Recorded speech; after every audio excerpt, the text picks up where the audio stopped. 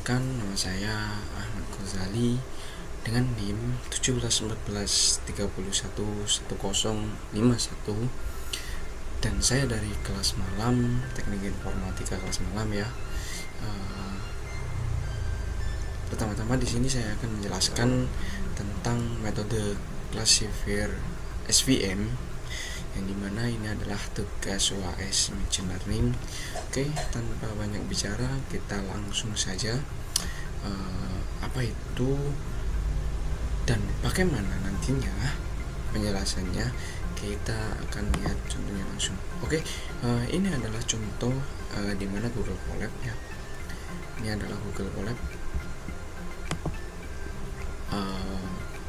Kita belajar dulu tentang Google Colab. Apa itu Google Colab? Oke.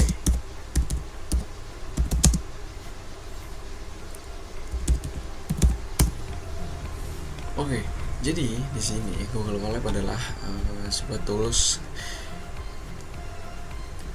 asal Google lainnya seperti Google Drive dan Google Email. Nama Google Colab memang masih terasa asing bagi sebagian orang. Google Colab merupakan salah satu tools Google yang membantu user dalam proses pemrograman dan pengolahan data. Oke, untuk penjelasan tentang Google Colab itu ya. Untuk metode classifier yang akan saya jelaskan di sini. Jadi metode classifier SVM ini itu menggunakan pemrograman Python atau Google Colab ya. Jadi di sini tentang cara-caranya yaitu di sini saya itu punya dua data. Untuk sebelum melakukan pemrograman kita diharuskan untuk mencari dataset. Nah, di sini saya ketemu dengan dataset seperti diagnosis kanker, yang dimana di sini ada ID, diagnosis, radius mean, texture mean, parameter mean, area mean, dan lain-lain. Oke, seperti itu. Nah, di sini di dataset yang akan kita pakai itu kita download di Google. Kita cari di Google dan di Kaggle ya. Di Kaggle itu kita bertemu dengan dataset itu. Kita kalau cari data itu di Kaggle. Nah, setelah kita ketemu, kita lakukan langsung pemindahan atau dataset itu kita bagi menjadi dua dan kita upload di sini di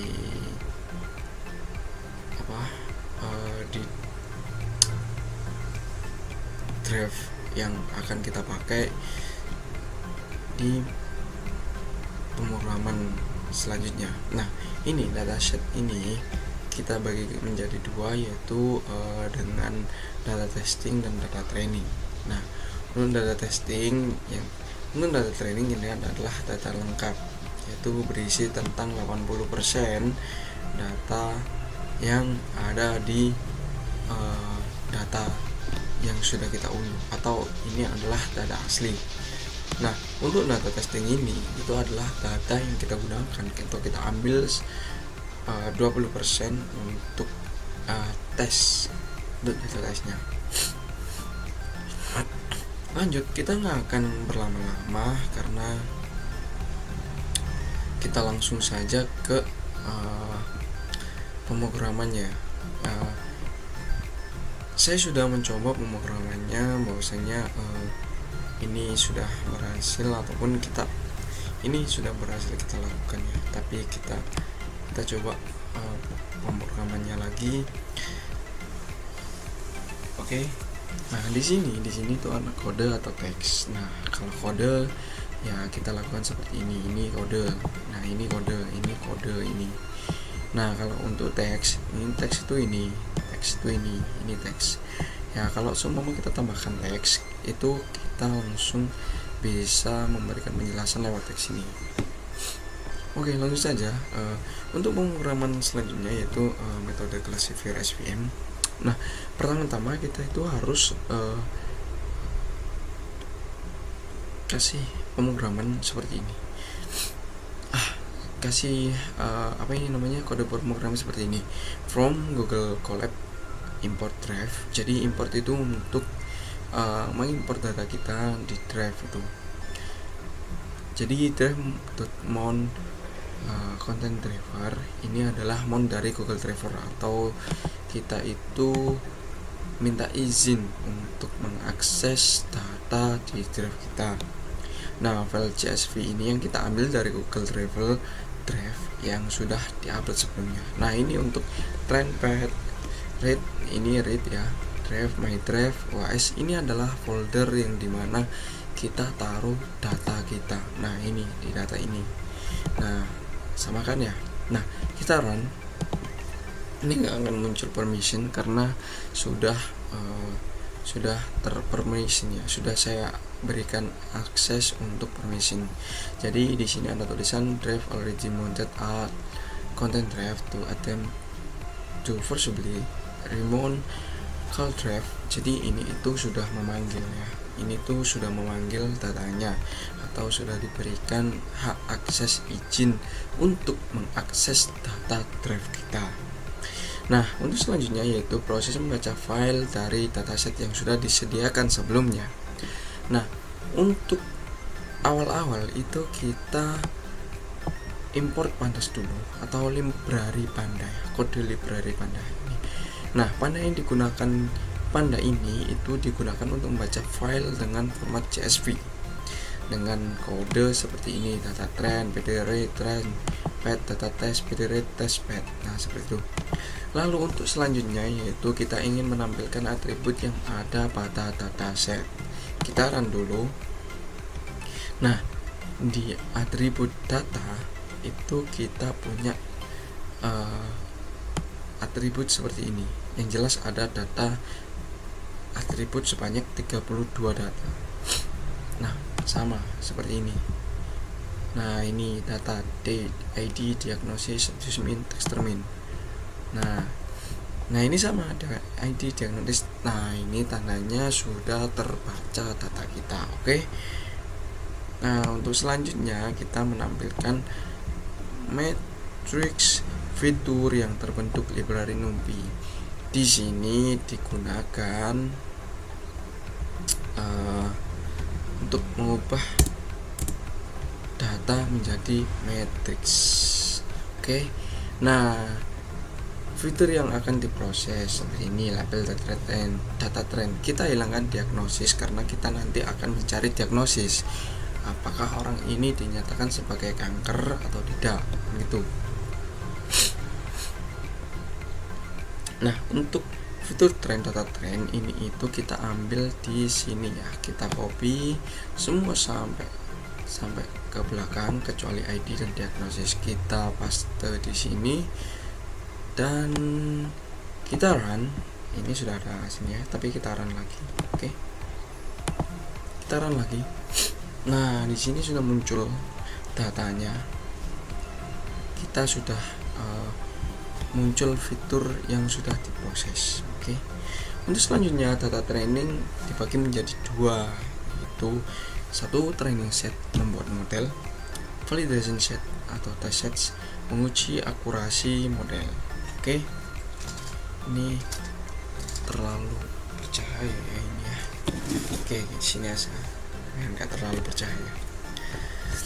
Oke, library nomor 2 yaitu validation set atau set menguji akurasi model. Library sekalian digunakan untuk membagi data secara acak menjadi training set dan validation set. Nah, ini kita run. Kalau ini berhasil berarti library sekalian kita sudah berhasil, dan untuk training set dan validation setnya sudah berhasil. Training set kemudian digunakan untuk membuat model menggunakan metode linear SVM. Nah, from screen ini atau input linear FC digunakan sebagai classifier SVM. Oke, kita run. Ini tuh untuk membaca library-nya ya. Oke. Oke, langsung saja, ini sudah berhasil. Untuk selanjutnya yaitu model yang terbentuk kemudian diuji ke validation set atau test set. Nah, hasil output model terhadap validation set disimpan dalam variabel YBread yang kemudian dicocokkan dengan label variabel YTest. Oke, kita run dulu. Kalau ini berhasil berarti validation set kita itu sudah berhasil. Nah, ini sudah centang ya, sudah berhasil. Untuk selanjutnya kita hitung akurasi dataset testing menggunakan confusion matrix. Oke, confusion matrix. Output model sama dengan label. Akurasi dari model atau metode bertambah. Nah, ini adalah data yang akan menentukan beberapa akurasi keberhasilan untuk membaca data kita. Oke, from scikit-learn matrix kita gunakan scikit-learn lagi ya untuk import confusion matrix. Oke, confusion matrix digunakan untuk menghitung banyak output model yang benar atau akurasi. Nah, ini kodenya seperti ini. Print akurasi. Ini kita tahu akurasinya berapa. Nah, untuk akurasinya itu adalah 0,9 atau 93% data kita bagus atau akurasinya bagus. Seperti itu. Kita lanjut dengan tes pada data testing. Mohon maaf karena memang suaranya nanti mungkin agak jelas karena memang saya agak pilek ya. Kita lanjut tes pada data testing. Tes pada data testing ini kita panggil lagi data tes yang tadi radius min terminal sudah kita copy tadi. Nah, seperti ini kodenya, fitur tes, data tes, YBread test, evaluasi predik ya, ini kan prediksi. Fitur tes print YBread test. Oke. Kita run. Dengan akurasi 93%, data kita ini sudah tervalidasi atau kita sudah terbaca dan sudah